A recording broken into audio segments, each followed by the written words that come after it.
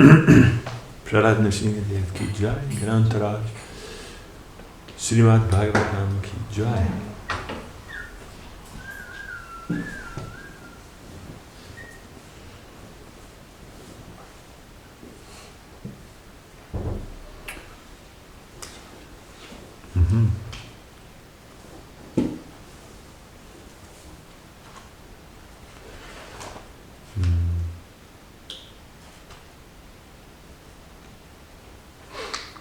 Om Namo Bhagavate Vasudevaya. Om Namo Bhagavate Vasudevaya. Om Namo Bhagavate Vasudevaya. Om Namo Bhagavate Vasudevaya. Om Namo Bhagavate Vasudevaya. Om Namo Bhagavate Vasudevaya. Ok.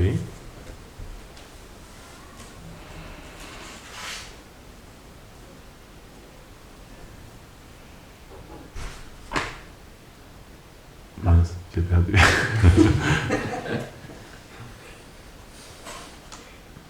Ok, c'est bon. Parce que je ne savais pas quelle page c'était. Donc, nous allons lire le Srimad Bhagavatam, si vous voulez bien. Vous voulez bien? Oui. Comment il fait, Johnny? Est-ce que vous voulez bien? C'est ça, non? Ça s'est ouvert sur un verset qui est très connu. Le chapitre 5 dans la conversation entre Vyasa et Narada. C'est un très beau chapitre, la conversation entre Vyasa et Narada Muni, tout au début du Bhagavatam, qui révèle beaucoup de choses merveilleuses. Je me rappelle encore quand j'ai lu cette histoire pour la première fois. J'étais dans l'Inde du Sud. Ouais, je me rappelle. Alors ça a ajouté au contexte du fait de se trouver dans l'Inde du Sud. C'est très pittoresque l'Inde du Sud. Et surtout j'étais dans les petits villages de l'Inde du Sud. On marchait de village en village comme ça, dans les cocotiers. C'est les forêts de cocotiers là. Tad visargo janataga viplavo yasmim pratishlokam abaddha vatyapi namanyanantasya yashon kintai yat shrinvanti gayanti grinanti sadhava. Même si ces versets ne sont pas merveilleusement formulés, ces ouvrages et ces mots qui dépeignent les gloires sacrées de l'omniscient Seigneur suprême, Sri Krishna, détruisent les résultats des activités impies et les mauvaises tendances des êtres. Les saints écoutent toujours la récitation de tels versets, les expliquent et les chantent. C'est le verset qu'on a mis tout au début dans la Bhagavad Gita. Commentaire. Selon Srila Vishwanath Chakravarti Thakur, le verset antérieur a expliqué le côté négatif d'un ouvrage qui ne dépeint pas les gloires du Seigneur. Maintenant, le côté positif, l'ouvrage qui décrit ses gloires, va être exposé. Les ouvrages qui font l'usage de mots ou d'histoires qui sont parfois composés avec une syntaxe parfaite ou parfois sans attention, mais qui parsèment des ornements dans les versets, contenant des noms et des descriptions des gloires du Seigneur, ont le pouvoir de détruire les péchés des êtres. C'est pourquoi les acharyas, les précepteurs spirituels précédents, ont déclaré l'importance suprême de répandre des écrits comme la Bhagavad Gita et le Srimad Bhagavatam. L'importance suprême, très très important. En les lisant, les gens pourront s'affranchir de l'ignorance du matérialisme et éveiller leur nature purement spirituelle. Ils pourront alors goûter le nectar des gloires du Seigneur. Ils deviendront comme des abeilles avides de ce nectar. Bien qu'entendant et ayant déjà entendu, bien que chantant et ayant déjà chanté, encore et encore, écoutant et chantant ces gloires, ils ne pourront jamais en être rassasiés. En effet, le nectar qui s'exprime des gloires du Seigneur est comme lui, illimité, toujours nouveau, et à chaque instant plus merveilleux. Un jour, quand tu iras dans la rue, distribuer des livres, tous les gens sauteront sur toi comme des abeilles sautent sur une fleur pour pouvoir avoir des livres. C'est ce qui est marqué. Hein. Ils deviendront alors comme des abeilles avides de ce nectar. Une fois qu'ils auront lu un livre, ensuite ils te rechercheront partout. Où est-il ? Il faut que tu trouves un deuxième livre. Om Agyanati Mirandasya Ganam Janam Shalagriya Chakshurun Militam Yena Tasme Shri Gurave Namah Sichaitanya Mano Vistam Stapitam Yena Bhutale Swayam Rupa Gadamayam Dadati Svapadantikam Namo Mahavadanyaya Krishna Prema Pradayate Krishnaya Krishna Chaitanya Namne Gora Dvishe Namah Sri Krishna Chaitanya Prabhu Nityananda Shri Advaita Gadadhara Shri Vasadi Gaura Bhaktavinda Hare Krishna Hare Krishna Krishna Krishna Hare Hare Hare Rama Hare Rama Rama Hare Hare Vanshakalpatarubhascha Kripa Sindhubhyaiva cha Patitanam Pavanebhyo Vaishnavebhyo Namo Namo Karoti Vachalam Pangum Langayate Girim Yad Kripam Tamaham Vande Siguru Vinataranam. Qu'est-ce que disait le verset précédent? Non? Ça ne vous a pas éveillé cette curiosité? Moi, quand je lis un verset comme ça, qui me dit, dans le verset précédent, il disait ça, c'est obligé que j'aille lire aussi le verset précédent. Bon, par contre, il a dit que le verset précédent, il décrivait les effets négatifs des ouvrages qui n'expliquaient pas les gloires du Seigneur suprême. Donc, on s'attend déjà un petit peu à ce qu'on va lire, mais on va le lire quand même. Ce genre d'ouvrage, bien qu'écrit d'une manière attrayante,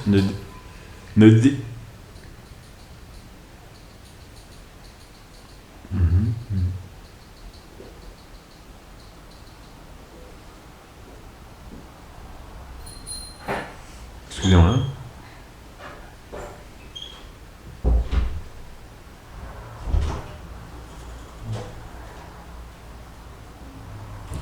Ce genre d'ouvrage, bien qu'écrit d'une manière attrayante, ne dépeint pas les gloires sanctifiantes du Seigneur. D'habitude, les saints, pareils aux cygnes, se déplacent seulement parmi les lotus du lac Manasa Sarovar, qui est le nectar transcendantal empli d'éternité, de connaissance et de félicité des gloires de Sri Krishna. Ils évitent naturellement ce genre d'ouvrage. Quel genre d'ouvrage? Celui qui ne dépeint pas les gloires de Krishna. Ils ne vont pas se baigner dans ce lac-là. De telles compositions, qui ne dépeignent pas les gloires de Sri Hari, sont considérées par les saints comme étant les immondices puantes autour desquelles les corbeaux s'attroupent. Bon. Je l'avais jamais vu aussi bien vu.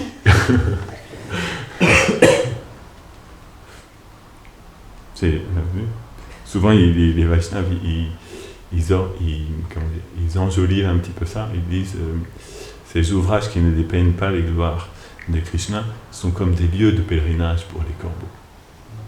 Là, il faut faire l'association d'idées, quel genre de lieu de pèlerinage les corbeaux vont. Et après, on comprend effectivement que là où les corbeaux se regroupent, souvent, ce sont des immondices puantes. Mais là, il l'a dit directement, comme ça au moins, c'est clair pour tout le monde. Ceux qui ne comprennent pas la métaphore, ils comprennent aussi le sens. Sinon, il faut comprendre les métaphores quand même dans le Bhagavatam. Non? Vous auriez compris si je vous avais dit des lieux de pèlerinage pour les corbeaux? Ça peut amener à la confusion. Mais tu vois, là où les corbeaux s'attroupent, c'est les poubelles. Les corbeaux s'attroupent sur les poubelles, non?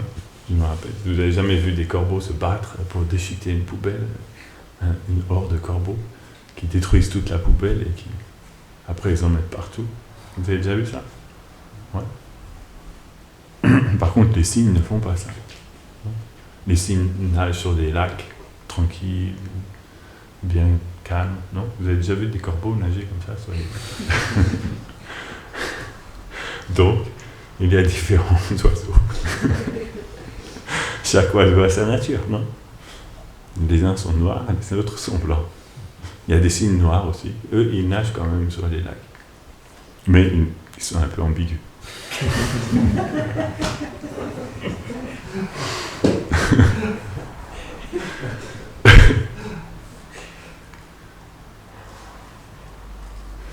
C'est très joli cette image. Il dit, les saints qui sont pareils aux cygnes, ils se déplacent seulement parmi les lotus du lac Manasa Sarovar. Qu'est-ce que ce lac Manasa Sarovar? C'est le nectar transcendantal empli d'éternité, de connaissance et de félicité des gloires de Sri Krishna. Donc les gloires de Sri Krishna sont comparées à un lac. Et les saints qui sont pareils aux cygnes nagent, glissent sur ce lac. Elle a eu un fou rire. Ils glissent sur ce lac. Le lac Manasa Sarovar. J'ai envie de lire le commentaire. Vous m'en voulez pas?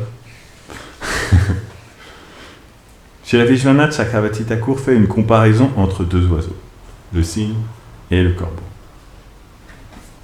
L'un a un plumage blanc et l'autre noir. Peut-être il va dire la même chose. Bien qu'ils soient tous deux des oiseaux, ils ont des mœurs bien différentes. Les corbeaux aiment les lieux qui sont semblables à des trous emplis de différents restes et d'immondices. Ils sont comparables aux personnes emplies de concupiscence qui aiment les lieux où abonde le plaisir des sens. Ils adorent croasser comme les corbeaux et aiment les lieux bruyants. Les cygnes, par contre, eux, chérissent des lieux propres et paisibles et aiment nager sur l'eau pure et calme. C'est pourquoi on compare les dévots à des cygnes, car ils sont situés dans l'esprit du Seigneur.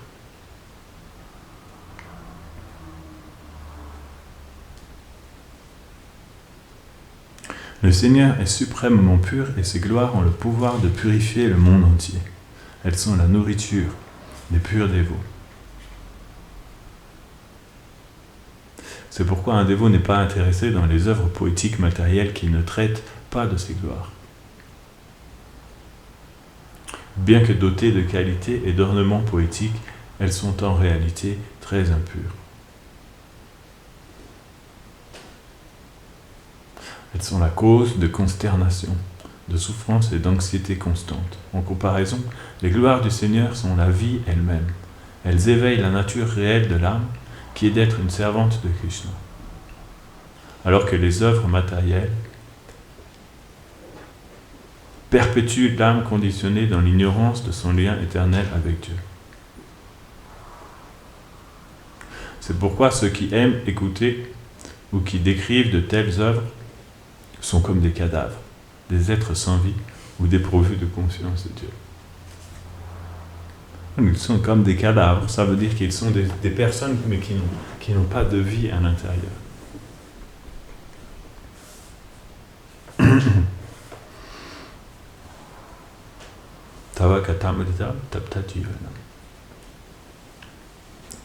C'est très intéressant.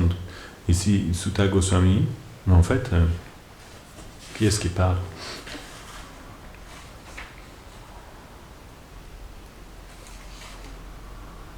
C'est Narada Muni qui parle. Narada Muni est toujours très direct dans sa manière de parler. Fait la comparaison entre deux sortes d'ouvrages. Ceux qui parlent de Krishna et ceux qui ne parlent pas de Krishna, et les deux effets qu'ils peuvent avoir. Mais c'est très important. C'est très important de tirer profit dans notre vie des ouvrages qui parlent de Krishna. Parce que ils ont la capacité de détruire toutes les mauvaises tendances qui existent en nous. Juste le fait d'entendre parler de Krishna, parce qu'en fait, on appelle Krishna Katha. Krishna Katha, c'est-à-dire les propos qui ont trait à Krishna, les paroles qui décrivent Krishna, ou bien les paroles de Krishna, de forme, ou bien les paroles que Krishna lui-même prononce, on appelle Krishna Katha, ou bien les paroles qui parlent de Krishna aussi, prononcées par quelqu'un d'autre, on appelle aussi Krishna Katha. Ils ont toutes les deux la même nature. Et c'est expliqué que ces propos-là, cette vibration sonore, elle n'est pas différente de Krishna. Donc en fait, quand on écoute le Bhagavatam, on laisse Krishna, sous la forme de ce message, de ces paroles, entrer dans nos oreilles. Il ne faut pas fermer la porte, il faut ouvrir la porte, les écouter, et laisser cette vibration entrer dans notre oreille. Et elle va avoir comme effet de détruire tous les résultats des mauvaises choses qu'on a pu faire dans notre vie. Ça va être détruit. Parce qu'on fait toujours des mauvaises choses. Inévitablement. Soit consciemment, soit inconsciemment. Mais quand on est dans un monde où il y a beaucoup d'influences négatives, on fait inévitablement des mauvaises choses. Et elles vont aussi détruire toutes les mauvaises tendances. Pire que les mauvaises actions sont les mauvaises tendances. Parce que les mauvaises tendances vont nous pousser à refaire des mauvaises actions. Une mauvaise action, quand vous l'avez fait, vous pouvez la réparer, après elle est réparée, non?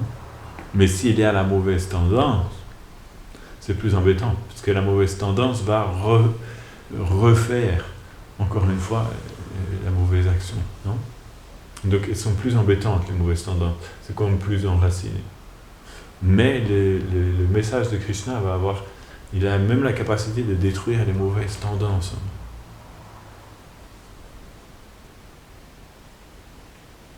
C'est pourquoi les saints, ils écoutent toujours la récitation de tel texte. C'est très important. C'est un des aspects fondamentaux, en fait, du chemin spirituel, d'écouter les grands sages. Et malheureusement, les grands sages de nos jours, ils ne courent pas les rues, non? Il n'y a pas beaucoup de grands sages dans la rue du Gros Horloge. Il y en a un de temps en temps qui passe avec des livres, c'est tout, mais il n'y en a pas beaucoup. Non? Vous voyez souvent des grands sages qui méditent dans la rue du Gros Horloge. Autrefois, il y avait plus de sages. Vous pouviez aller voir un sage et lui offrir vos hommages et vous enquérir auprès de lui. De nos jours, c'est plus difficile. Mais, parce que les sages sont compassionnés, ils ont écrit des livres pour l'humanité. Vyasadeva. Donc Narada Muni, juste dans le verset d'avant, vous voyez, il disait, c'était très intéressant, il appelle Vyasadeva Muni Varyanukirtita. Ô toi qui es le chef parmi tous les grands sages. Donc ce livre des Srimad Bhagavatam, il a été écrit par le chef le plus grand de tous les grands sages, Vyasadeva. C'est lui qui a écrit beaucoup d'ouvrages, Vyasadeva. Il a écrit tous les Védas. C'était son legs pour l'humanité. Mais là, Narada Muni vient, lui, parce que Narada Muni qui parle là, lui, il est le maître de Vyasadeva, encore plus grand que Vyasadeva. On l'appelle Devarishi. Il est le sage parmi les demi-dieux. D'entre tous les demi-dieux qui peuplent l'univers, le plus grand sage est Narada. Devarishi. Devarishi Narada. Rishi, ça veut dire le sage. Un très très grand sage. Il nous explique qu'on doit entendre parler de Krishna. Pourquoi est-ce qu'on doit entendre parler de Krishna? Parce que ça va enlever les mauvaises tendances dans notre cœur.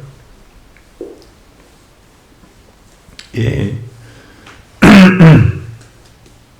petit à petit, ces propos vont déposer dans notre cœur le désir de rencontrer cette personne dont il est question. Parce qu'à force d'entendre parler de quelque chose, naturellement, le désir de connaître cette chose davantage, si ce qu'on entend parler est positif, non, attirant, le désir s'éveille, non? Vous avez déjà désiré aller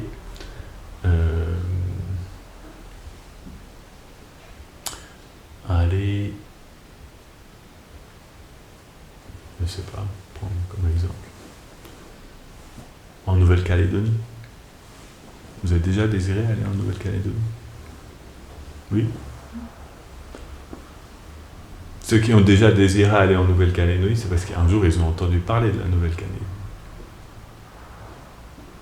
En entendant parler de la Nouvelle-Calédonie, on se dit, oh, ça pourrait être bien d'aller voir là-bas, non? Par exemple, nous sommes tous venus ici ce matin parce que nous avions un désir. C'est les désirs qui conduisent la vie des êtres vivants. Le fait d'entendre parler de quelque chose éveille le désir. Donc les sages, ils savent que pour aider les gens dans ce monde, il faut leur parler de Krishna. Yare kaha tahi Krishna. Yare dekha tahi kaha Krishna Upadesh. Toute personne que tu rencontreras, Chaitanya Mahaprabhu a dit au Brahmana, Kurma, Vipra, il lui a dit, chaque personne que tu rencontreras, parle-lui de Krishna. Parce que, en entendant parler de Krishna, petit à petit, on va développer le désir de rencontrer Krishna. Et c'est ça le but de la vie. Tout le reste est de moindre importance. C'est pour ça qu'un temple existe. Srila Bhaktisiddhanta disait, un temple existe parce que c'est un lieu où on parle de Krishna. C'est la fonction première d'un temple. Et c'est un lieu où les gens peuvent venir entendre parler de Krishna. En entendant parler de Krishna petit à petit, le désir va s'éveiller. C'est très important de comprendre la nature du désir, parce que c'est les désirs qui est la cause de tout ce qui nous arrive. Non? Et si on fait une étude détaillée de l'action, ça commence par le désir. D'abord, on pense à quelque chose. On dit, tiens, j'aimerais bien ça. Ensuite, on pense comment mettre en œuvre les actions qui vont nous permettre de l'obtenir. Non? Et finalement, on agit. En 3 phases. D'abord, on pense à quelque chose que l'on désire. Ensuite, la conception du... Comment on peut dire? La mise en forme. Comment est-ce qu'on va faire pour pouvoir atteindre ça? Et finalement, par exemple, vous voyez une mangue en haut d'un arbre, vous vous dites j'aimerais bien attraper cette mangue. Ensuite, vous allez vous dire ok, la branche là est un peu haute, mais si je prends le tabouret là, je peux attraper la première branche. Ensuite, logiquement, je devrais pouvoir passer de branche en branche, arriver jusqu'en haut. Non? Une fois que votre plan est fait, vous pouvez y aller. C'est comme ça que le mental fonctionne. La nature du désir est très très importante. Il faut apprendre à raffiner notre désir. Plus que raffiner, il faut apprendre à transformer notre désir. Jiva Goswami, il fait une étude de la nature du désir. C'est très important. Parce qu'en fait, c'est ça qui va être l'élément clé dans notre progrès dans la vie. En fonction du désir que nous avons ici aujourd'hui, nous allons prendre une direction particulière. Non? Si quelqu'un a décidé aujourd'hui que j'en ai marre, j'arrête de travailler, ça va donner une direction dans sa vie. Non? Ou si quelqu'un décide qu'il faut que je me mette à fond dans le boulot. Une même personne, aujourd'hui, peut faire cette décision-là ou cette décision-là. Aujourd'hui. Et cette décision-là va donner 2 directions peut-être très très opposées dans sa vie. Non? Donc c'est très important de développer la compréhension de la puissance du désir. Même aujourd'hui, les gens répondent ça de plus en plus. Ils comprennent ça au niveau matériel, que en fait, lorsque tu veux quelque chose, il faut beaucoup méditer dessus. Mais ils utilisent ça au niveau matériel. ça marche aussi. Si tu veux devenir riche, il faut penser constamment que tu veux devenir riche. Et ça marche comme ça. Il ne suffit pas que de ça, il faut mettre les autres choses en œuvre aussi. Mais si tu le veux véritablement et que tu y penses constamment, tu vas mettre aussi les autres choses en œuvre naturellement et tu vas réussir.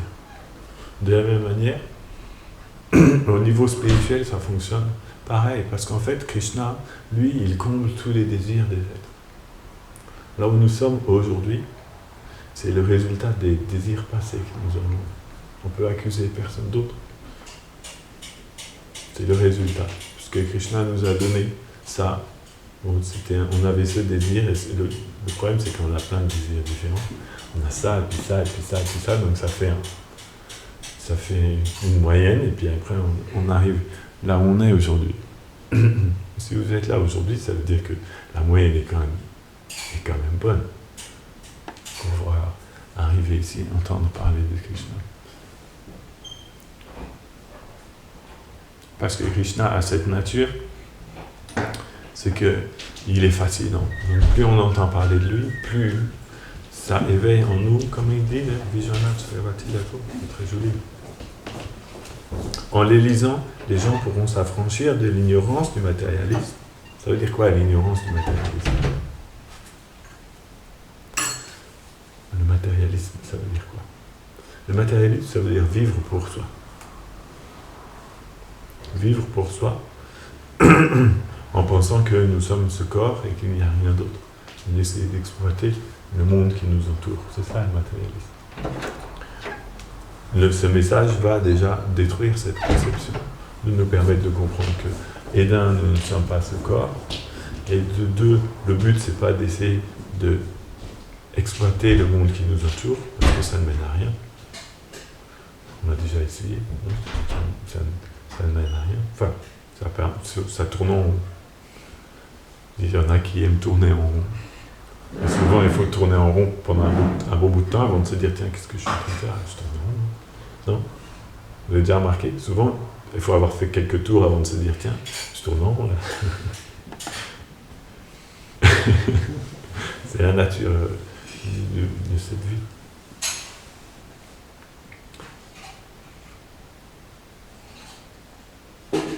Donc le matérialisme tourne en rond.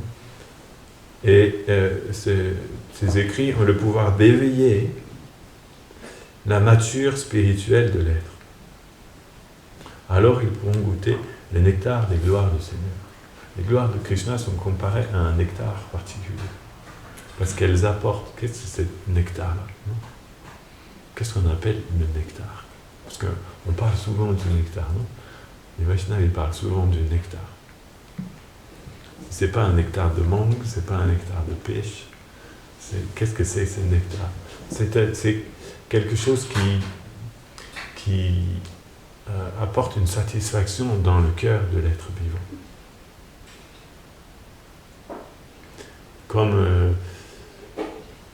Comme une abeille qui mange du miel. J'ai vu un truc hier, je suis tombé dessus comme ça, je ne sais pas pourquoi. Vous savez que les abeilles dorment dans les fleurs? Hein? Vous saviez? Vous ne savez pas ça? C'est incroyable, non?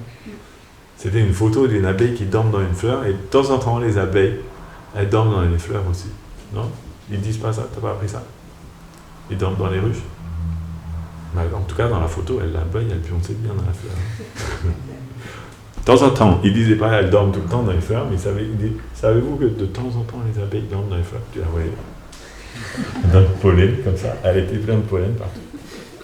Tranquille. C'est un bon lit, non? Une fleur, tu te poses dans la fleur. Il faut être léger. Il faut avoir le corps adapté. Mais au moins, les abeilles ont ce pouvoir-là. Elles peuvent aller se pioncer dans les belles fleurs. Quelle fleur je vais choisir?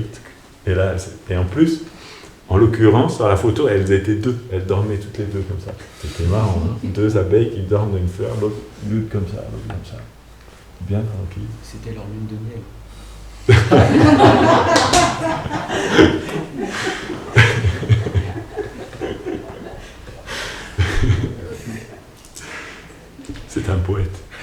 faut le comprendre. Il aime la poésie. C'était joli, non? C'était joli. La preuve, Ashécha progresse. Sa poésie se raffine et augmente de jour en jour. C'était très belle.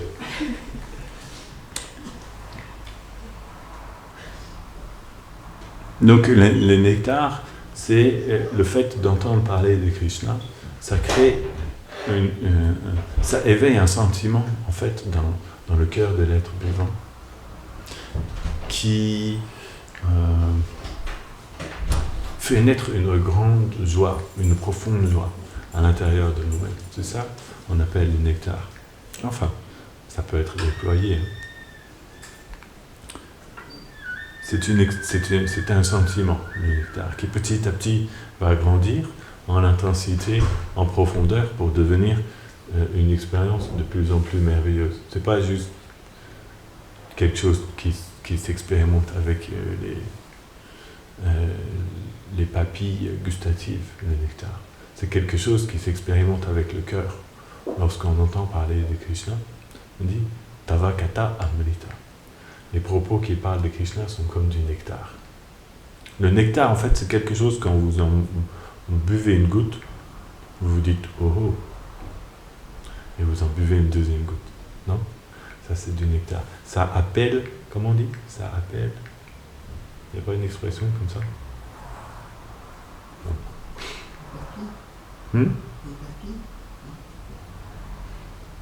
Ça appelle à en reprendre quelque chose comme ça.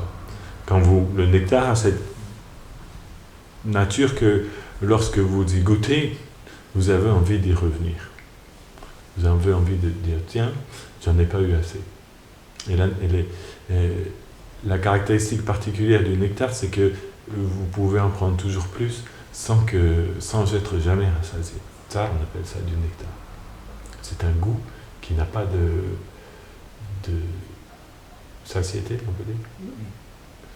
Parce que dans ce monde, toutes les choses qu'on mange ou qu'on expérimente dans ce monde matériel, au bout d'un moment, vous devenez blasé. Non? Même le jus de mangue, même la glace à vanille, même le miel. Non? Si vous en mangez un pot de miel, après, vous tombez. En plus, non seulement on en devient blasé, mais en plus on en devient malade. Même les meilleures choses du monde, si vous en mangez trop, vous devenez malade. Même les plus belles musiques du monde, si vous les écoutez trop, à la fin, vous en avez marre. Mais on appelle Amrita, ça veut dire qu'il ne meurt jamais.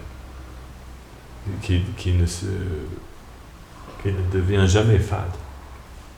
Lorsqu'on parle de Krishna, c'est comme ça. Parce que Krishna, il est toujours nouveau à chaque instant. Toujours nouveau à chaque instant. À chaque seconde, la beauté de Krishna augmente. C'est pour ça que c'est très difficile de décrire Krishna, parce que le début, tu as commencé ta description. Quand tu progresses, ce que tu as écrit au début, c'est déjà vieux, c'est déjà passé. Il faudrait constamment... C'est pour ça qu'on les Vaishnavas essaient de décrire Krishna, finalement, ils finissent en disant Hare Krishna, Krishna Krishna, Hare Ram, Ram, Ram, Hare Krishna, Hare Krishna. Ils tournent en rond comme ça. Parce qu'il faut toujours revenir dessus. Non? On peut chanter le nom de Prabhupada, disait, c'est quand même incroyable, on peut chanter le nom de Krishna pendant des heures et des heures et des heures, et on ne s'en lasse pas. Au contraire, ça va faire naître une découverte de plus en plus merveilleuse à chaque fois. Parce que telle est la nature de Krishna. Donc c'est très important d'entendre parler de Krishna. Est-ce que nous entendons suffisamment parler de Krishna chaque jour? C'est une bonne question à se poser. Parce que là, il a marqué quelque chose de très intéressant. Bien qu'entendant et ayant déjà entendu, bien que chantant et ayant déjà chanté, encore et encore, écoutant et chantant ses gloires, ils ne pourront jamais en être rassasiés. En effet, le nectar qui s'exprime des gloires du Seigneur est comme lui, illimité, toujours nouveau et à chaque instant plus merveilleux. Krishna est illimité, toujours nouveau et à chaque instant plus merveilleux. Et les propos qui parlent de Krishna sont illimités, toujours nouveaux, et à chaque instant plus merveilleux. Petit à petit, nous devons plonger dans ces narrations, parce qu'elles vont changer notre vie. Elles vont faire apparaître un autre désir dans notre cœur. Et cet autre désir va être de vouloir rencontrer cette personne. Le jour où le désir de rencontrer Krishna va apparaître dans notre cœur, notre vie va prendre une très belle direction. Et tout le reste va devenir facile. Parce que le désir premier qui habitera dans notre cœur sera de rencontrer Krishna. Ça, c'est le désir de l'âme. C'est la nature même de l'âme. Là, c'est quand l'âme s'éveille. Elle a développé un désir de rencontrer Krishna. Tout le reste va être oublié à partir du moment où quelqu'un développe ce désir. C'est ça l'effet du contact avec Krishna. Petit à petit, tout le reste va être oublié parce que c'est insignifiant. Les Vaishnavas essayent d'éveiller en nous ce désir de rencontrer Krishna.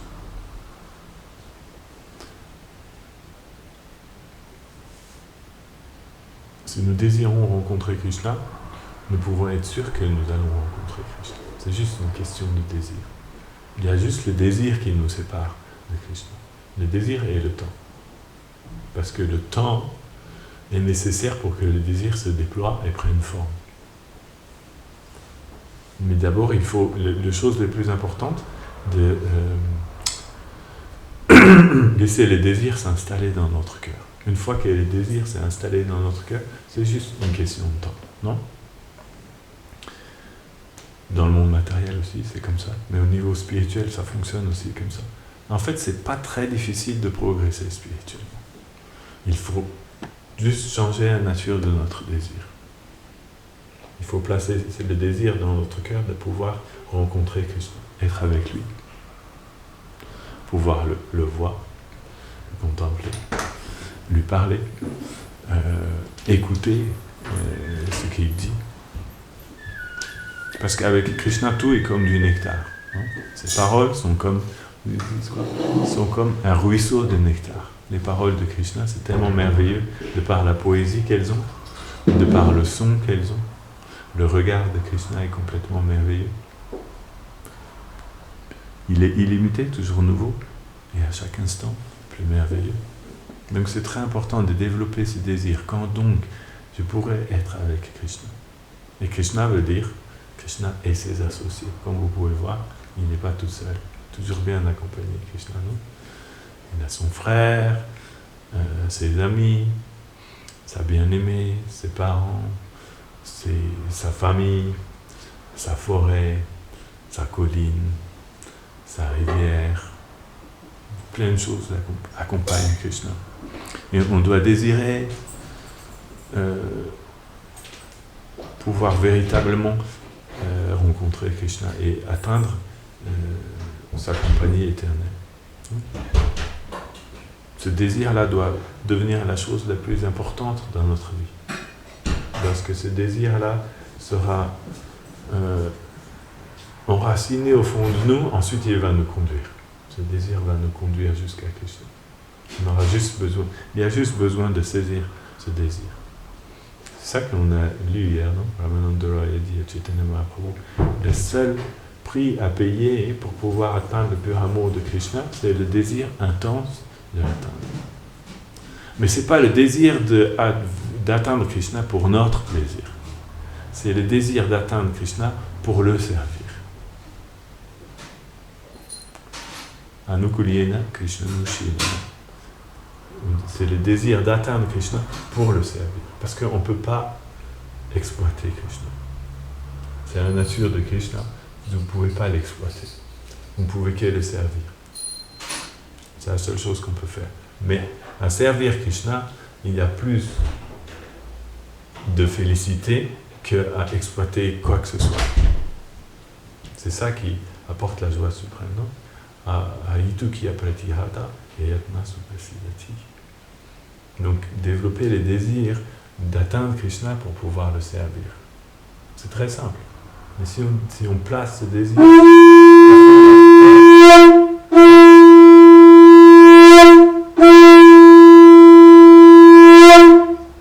ce désir-là ensuite va nous conduire jusqu'à Krishna. Et Narottam Das Thakur a dit ça. Il a dit c'est le secret de la voie spirituelle. Ce que je désire aujourd'hui de tout mon cœur, je l'atteindrai. Jai Grantara Shimad Bhagavatam Jai.